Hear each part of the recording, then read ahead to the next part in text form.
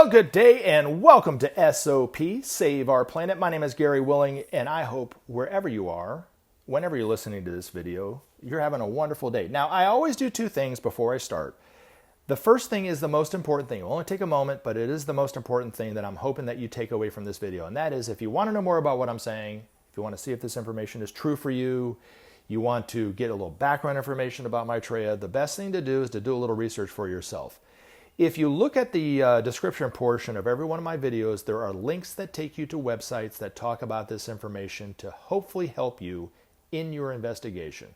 So I have links that take you to websites that talk about the Marshall Plan, if you want to see if what I'm saying about the Marshall Plan is true. And if you want to know more about UFOs or crop circles, there are websites that I have links that take you to those sites. But the best website to get the best background information about Maitreya is the Share International site. Link is at the very top. So hopefully you'll look into it because the information is useful, but it's also free. The other thing that I'm hoping that you do is to join the discussion. Don't just be an active listener. That's okay if you are. I'm not faulting you if that's the case. But if you want to really have an impact on this channel, join the discussion. Post a comment. If you have a question you want to ask me, post your question in the comment section, then I'll try to answer in the next video. Or email me, searchforsigns@mail.com. All right. Is Maitreya same as Kala Kala colors? They look the same, but voice is different. If you could tell me, Gary, I would be thankful. Okay, so real quick, whoever this is, I have a question for you. In this video, put a comment in it and let me know what you're saying about this. How would you know that their voice is different? Have you seen Maitreya on TV?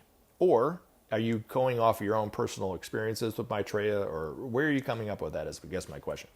Because the times that I've seen Maitreya, he's looked different in every case. He was either, I've seen him as an elderly man, I've seen him as a young boy, I've seen him as an African-American man, African-American female, I've seen him as a different guy, that kind of thing. And every single time his voice was different. He looked different, of course, but the thing that I've noticed that was really always the same, his joy was always the same. I mean, always the same. Always very joyful. His love was the same. The impact on me was the same, but his eyes, physically his eyes were the same. Even though his eye color might have been different, the quality of his eyes was the same. And they say the eyes are the window to the soul, right? Well, it's the same soul. Now, the thing about Kala Kala colors, and I'm going to talk about this, is different and kind of unique in the way that he normally does it. But the times that I saw Maitreya, I did not see him as he really was in London. I do think there was one time that he created a familiar that looked very similar to how he looked in London, and I'm hoping, and I'm waiting for the day that I see him on TV and in that way, and hopefully that is, maybe how he looked or not or whatever. But anyway, but most of the time, like I said, he looked totally different how I imagine him in London. But he created a thought form. Benjamin Creme referred to it as a familiar. And he creates this thought form. Any one of these masters can do this, and they do it all the time. They communicate to a person such as myself in that way. And then they dematerialize that thought form, usually away from the person, because they don't want it to be too shocking. But there are times that they've done it right in front of them, because when he was in Nairobi, Kenya, as this picture is, he materialized himself in front of 5,000 people all at the same time. But most of the time, it's away from him. So these people are, interacting with this person who ends up being a thought form or a familiar of Maitreya. They turn around, and then he usually dematerializes it behind them, and then they turn around like, where did he go? He couldn't have gone behind the corner of the block that fast. You know what I mean? How did he disappear? Well, he dematerialized it. But usually the person is just a thought form, just a total fabrication and creation from Maitreya or one of these masters. But there are times that they do use another person as a model, a real person, as an inspiration or a model for that familiar. And they usually do it as a lesson too, in that way. So Benjamin Creme said that there were times that people would write in of seeing Benjamin Creme. It looked just like him, but it wasn't him, it was Maitreya. Or it looked just like him, but a different racial makeup. Maybe he was black or Asian, but looked just like Ben. and it was a thought form that Maitreya did for that person. Other times he might look like a street vendor who typically is there, and Maitreya creates this thought form, this familiar that looks just like this person, but then it's Maitreya, and then when the people come back to try to find him again, it's not Maitreya, it's the other person.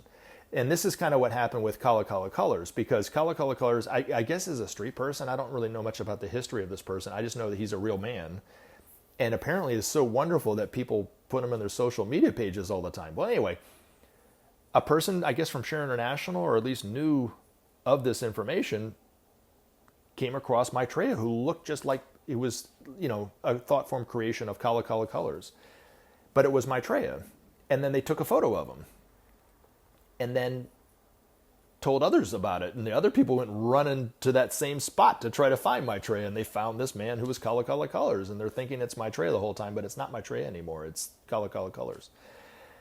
I think personally, especially in this case, Maitreya's doing it as a lesson to not run after and follow him. Maitreya says, if you run after me, you've already lost me, is what he says. When we run after someone, when we follow someone, when we imitate someone, when we, try to be like someone or whatever, we stop practicing honesty of mind at that point, because you can't practice honesty of mind and run after and follow somebody. It doesn't work. So Maitreya is coming to teach us the art of self-realization, which the first tenet is honesty of mind. And then the second one is sincerity of spirit. And the third one is detachment.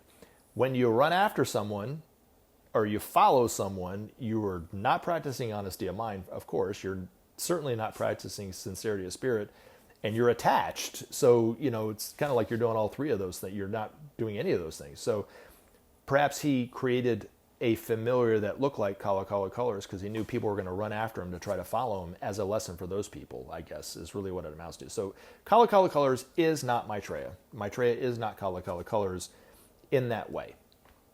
So hopefully that answers that question. The other thing, and this is a great example of running after Maitreya and losing him, is in January 2010, Benjamin Creme made the announcement that Maitreya had given a television interview. Well, of course, people went crazy trying to find this. Like, where is this interview? And they stumbled across a man that, I got to be fair, looks just like Maitreya, not just like, but looks a lot like Maitreya in this photo, except without the beard. And this guy's name is Raj Patel. And he was giving an interview about social justice on Democracy Now! So you can see where this is going. And people just went berserk thinking that it was Raj Patel. And there are probably even people to this day that think that that was Raj Patel. Of course, all the people that thought Maitreya is the Antichrist is throwing this bigotry and this hatred toward Raj Patel, who had nothing to do with any of this, did not know anything about Maitreya, was not wanting to be Maitreya, nothing, and denied it outright. It's always been said that before the day of declaration, when Maitreya makes the announcement of who he is, he will neither confirm it nor deny it. He will never deny that he's Maitreya, but he will, of course, never, up until the point that he acknowledges that he is Maitreya on the day of declaration, won't say he is Maitreya. He'll find a way to be kind of politically like a politician in a way, and not answer the question. Or he will keep the question from coming up in the minds of the questionnaire to ask him that question. But he won't answer.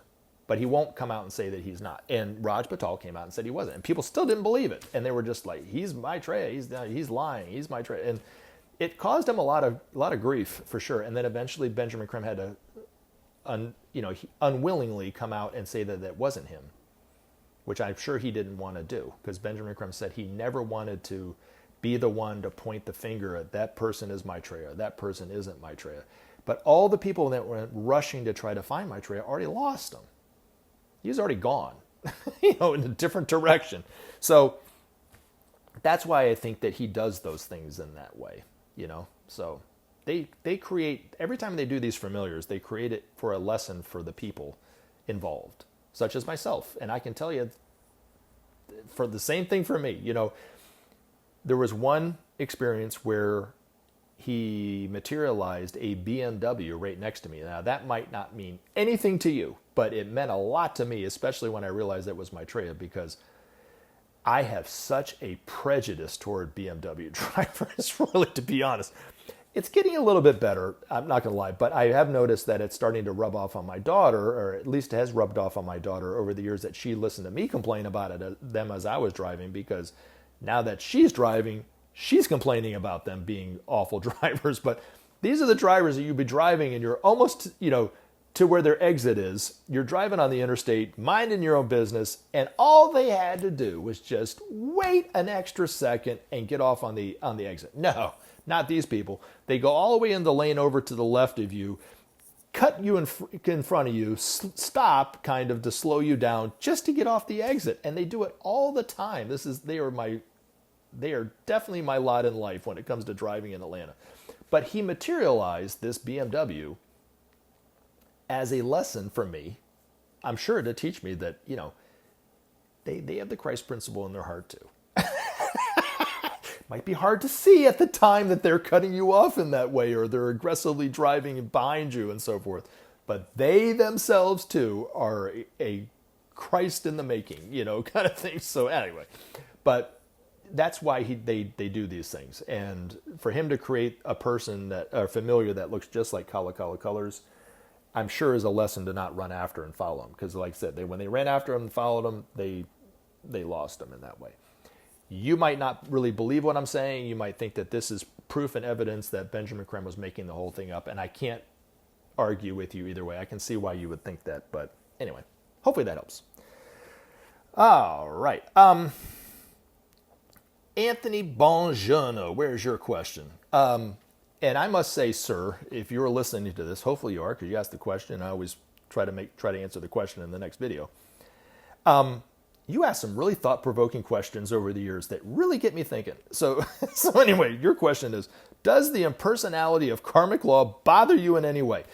Yes, but I'm going to go into greater detail on this. Do you feel that this can be used to smugly blame those who suffer as deserving it, and conversely validate those who enjoy good fortune as deserving it? My answer would be yes. Okay. Can this belief system discourage any type of activism or efforts to confront societal ills? My answer would be yes. So yes to all three of those. But I'm going to go into a little detail of it, because what was thought-provoking was about how I would explain the law of cause and effect to those people who know little to nothing with it or believe even less of it, right? So there is this law that he's referring to that I'm about to talk about called the law of cause and effect. Jesus spoke about it very simply in the Bible, and it's missed by practically every Christian that I've ever spoken to in my life. They know the verse, but they don't relate it back to the same thing, or they don't live within its principle for sure. And that is, what you sow, so shall you reap. Those who live by the sword shall die by the sword. This is not only meant for individuals, but also meant for nations. So when a nation such as the United States raises its sword against another nation, that sword is going to come back in karma in some way, at some point, at some time. And unfortunately, no matter how much any one of us want to impose our will to get that done faster, we can't rush it along. The timing of the result of a wrong thought or action as karma will come in its own time. So as this other verse in the Bible, sufficient unto the day that is the evil thereof, was speaking to the truth about what I just said, that the best thing to do when evil strikes is nothing, to let it go and forgive and be detached. That is the best thing to do. Very, very, very few people live by that principle for sure. Even though we've heard that verse many, many times. Countries definitely don't live by that. They feel that they need to retaliate and have some kind of measured response, which is trying to do the work of karma to exact justice on an evil that was perpetrated. And the best thing to do is nothing. Nothing. Ben's master wrote this article talking about this sufficient unto the day is the evil there. I think the title of the article was Detachment. And when evil strikes, the best thing to do is nothing. Because when you don't do anything, when evil strikes, the person, the aggressor, gains nothing from it. They can't feed off your negativity or your energy or your fear or anything. They can't feed off of it. And they're really left with nothing to deal with.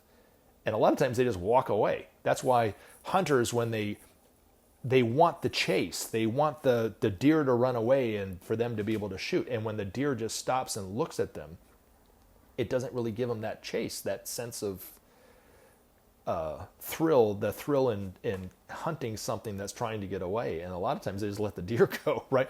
So he spoke about this in this article, and this article was written a month before 9/11. And it was a warning, I think, to the United States to not do anything when this evil happened on 9/11. And of course, we didn't listen to him. And there were other articles that were written by Ben's master in hopes that somebody in the government would read it and discourage the Bush administration from taking the actions that they did.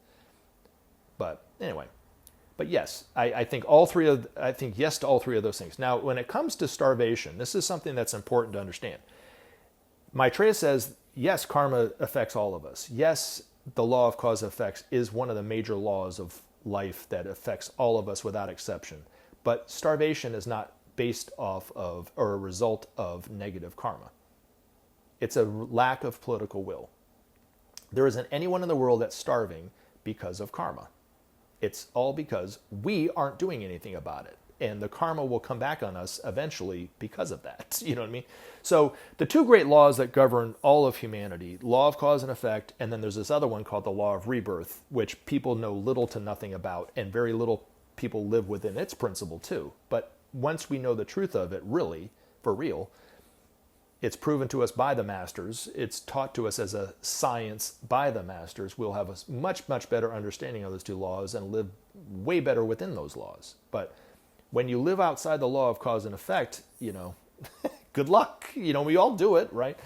And there was a story in the Buddhist text, and I wish I knew the details of this, but it had to do with not only does what we do cause karma, but even what we say and what we think causes karma too, really. And Ben mentioned this too. He said, we don't really know how far out our thoughts go before they come back to us. And if we're thinking harmful thoughts or negative thoughts or fearful thoughts, they go out in the world the same way in what we do, and they come right back to us in equal proportion. So he did say, he was talking about that, and that was a revelation for me because I wasn't really thinking about it like that. But this one story in the Buddhist text had to do with this vendor who had I can't remember what it was, but it had something to do with the king's death. He was waiting for the king to die because he had all these statues or flowers or something like that, or beads that would be sold at the event, after the event of the king's death. So he was wishing that the king would die, really, so he could profit from it and become rich, I guess is what it was. And the king was healthy and wasn't dying. So he eventually started to think all these negative thoughts toward the king.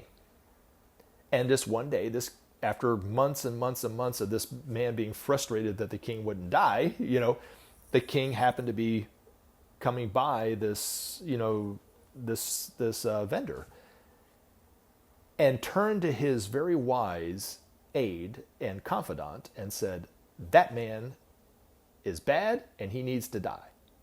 So the karma came back, and the king could have put him to death because he had the power to do this, right? Because he was the king. And that's one part of the lesson, is that this vendor was thinking negatively towards somebody, and the thought came right back to him, right? Well, the wise aide, very loving, wise, and aide and confidant of the king said, no, sir, don't do this. Show mercy. Go and buy one of these statues from this man. And that would help him and his family, and you'll show how gracious of a king you are, or something to that effect. The king listened to the aide, went over and bought one of the statues, and the man felt so ashamed that he had been thinking that this king should die so he could get rich. Ended up becoming one of the devotees of this king, and just started changing his whole life, and of course didn't want the king to die and so forth, and became loved the king and so forth, and it changed everything in this guy's life. But it really is a testament to the karma that's created from, or it's a story and an example in a kind of a parable way of what we think is also creating karma, right? And I noticed this for myself, and one of the lessons that Maitreya taught me, years ago, and it came to me in this way. He said, I never judge anyone on whether they're good or bad. I only notice the good things that they do. And this is what he told me. And when I started to apply it to myself, it changed everything in my relationships to people. And still to this day is changing the way that my relationships with people. People treat me so much differently than they did before I started to apply this. But there are people that I work with and have worked with for years that I had problems with, real serious problems. I would talk negatively about them. They would talk negatively about me. I thought some kind of way about them. They were thinking probably the same, some kind of way about me. Well, then when I started to apply this, I knew I couldn't notice all the good things that they were doing because I'm not omniscient like Maitreya. But I could try to see one little thing that they were doing, right? Well, I tried it. And then I didn't feel quite so negative about that person. I was like, well, at least they're doing such and such, right? They're not that bad, So it, at that moment, changed somewhat the way that I was thinking about them.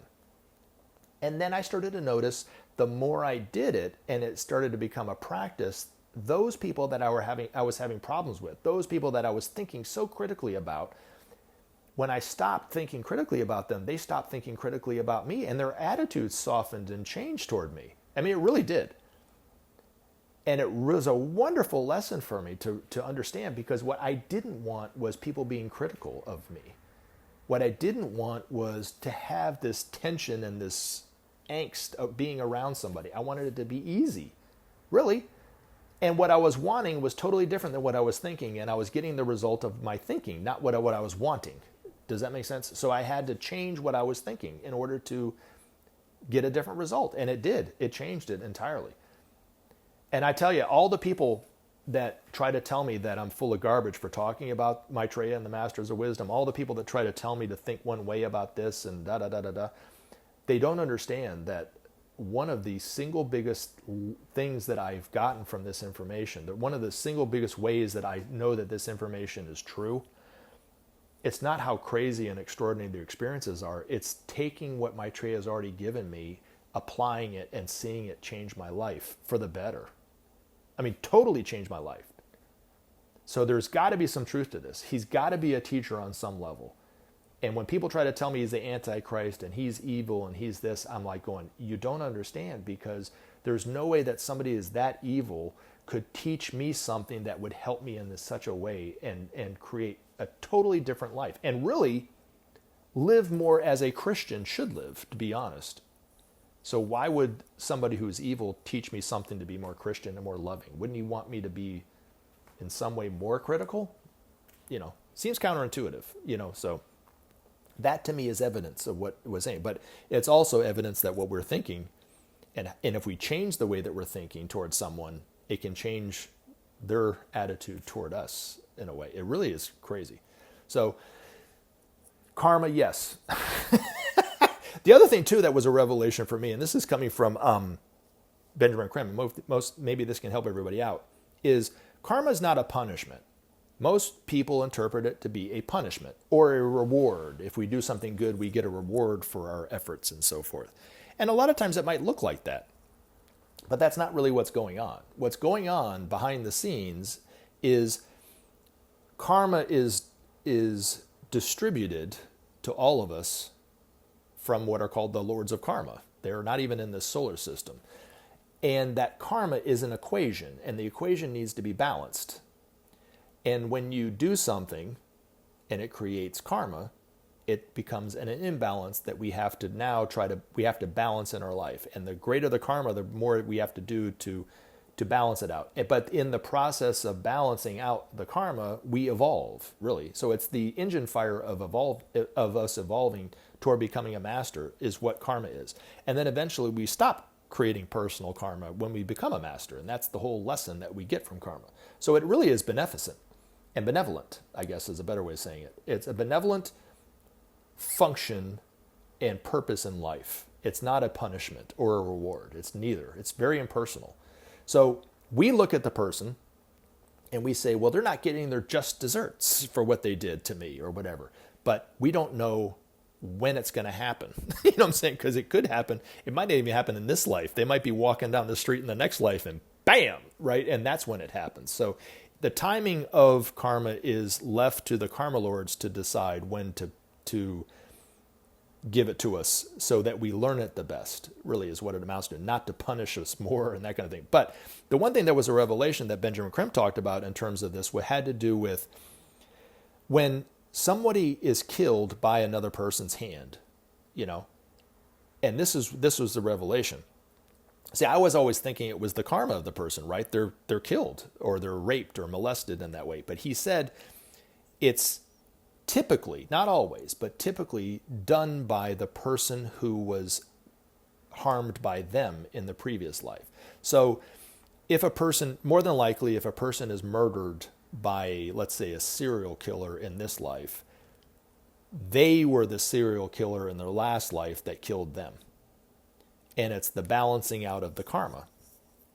So he talked about it in reference to a woman that he knew. He never mentioned the woman's name, of course, but it was a woman that he knew that was a part of the transmission meditation group somewhere in Europe, who confided in him in confidence about her relationship with her father. And her father molested her when she was young, and it caused these really deep emotional scars in her life, of course, right? It's painful. But when he asked his master, and he never said he told this woman, I'm assuming that he did, but he never told this woman. He asked his master what was the origins of this situation. And well, he said it was 2 lifetimes ago when it started. The father molested her, the daughter, in that life. They passed away, came back in the next life. They reversed roles. She was the father molesting him, the daughter. And then they passed away and came back in this life, and it flipped again back to the way it was originally.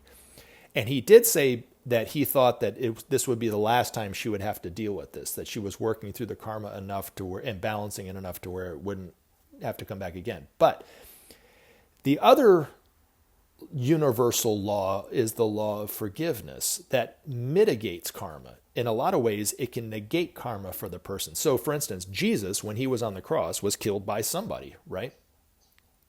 He forgave totally because he was a nearly self-realized master at the time that he was crucified. He was a 4th degree initiate, very, very advanced, and was able to totally forgive, not just say he forgave, but totally forgive these people and understand why they were doing it and love them, and even the same as if they weren't doing it. And by doing so, he did not have to come back in his next lifetime and perpetrate on them what they did to him. The karma fell totally on the aggressors at that point. So the verse in the Bible, sufficient unto the day is the evil thereof, have to do with how to mitigate karma. Does that make sense? So I love you guys. Thank you very much for the questions. And I look forward to putting up videos in the very near future. You guys have a wonderful rest of your day. Thank you. Remember to take action and help SOP save our planet. Thanks for listening, and we look forward to talking to you again in future videos.